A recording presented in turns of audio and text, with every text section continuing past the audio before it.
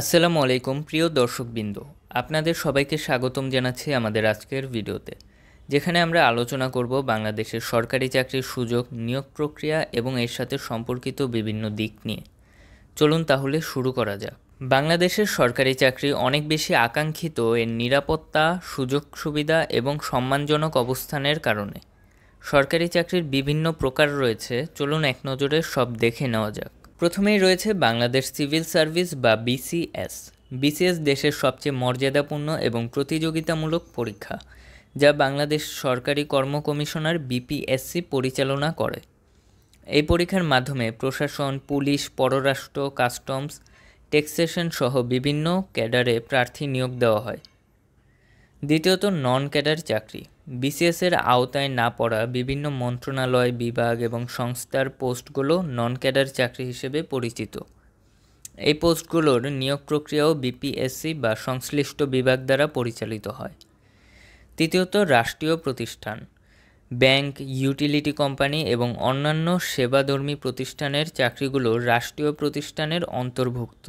এখন চলুন দেখে নেওয়া যাক সরকারি চাকরির নিয়োগ প্রক্রিয়া সম্পর্কে। পরীক্ষা। বিসিএস পরীক্ষায় নিয়োগ প্রক্রিয়ায় রয়েছে প্রিলিমিনারি পরীক্ষা, লিখিত পরীক্ষা এবং ভাইভা। প্রিলিমিনারি পরীক্ষা হলো একটি অবজেক্টিভ টেস্ট, আর লিখিত পরীক্ষায় ক্যাডার অনুযায়ী বিভিন্ন বিষয়ে প্রশ্ন থাকে।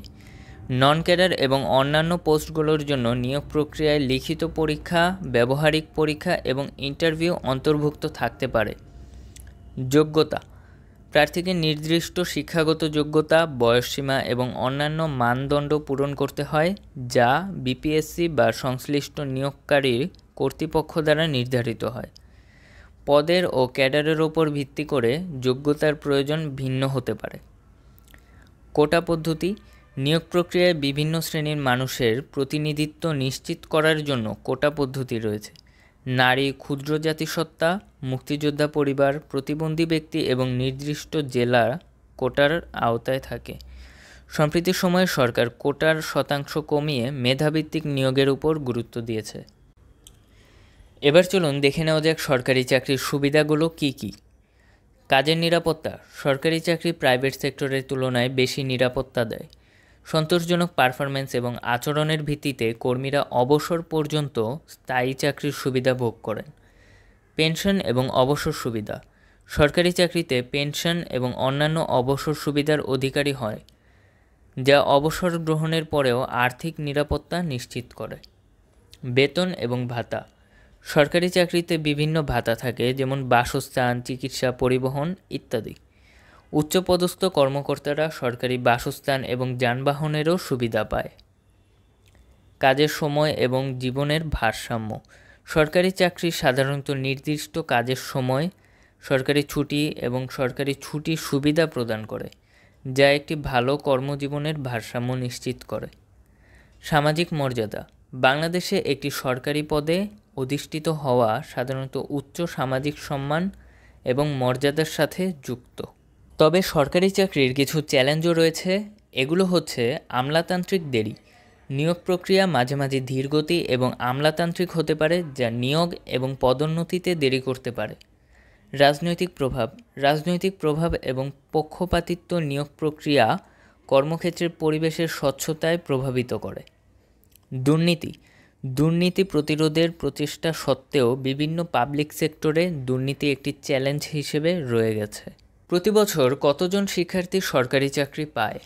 বাংলাদেশ সিভিল সার্ভিস প্রতি বছর বিসিএস পরীক্ষার মাধ্যমে 2 থেকে 3 হাজার প্রার্থী বিভিন্ন ক্যাডারে নিয়োগ দেয়।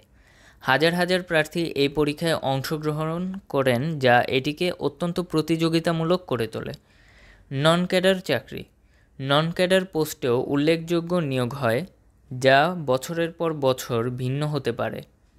উদাহরণস্বরূপ 2023 সালে বিপিএসসি 2953 জনকে নন ক্যাডার পোস্টে নিয়োগ দিয়েছে।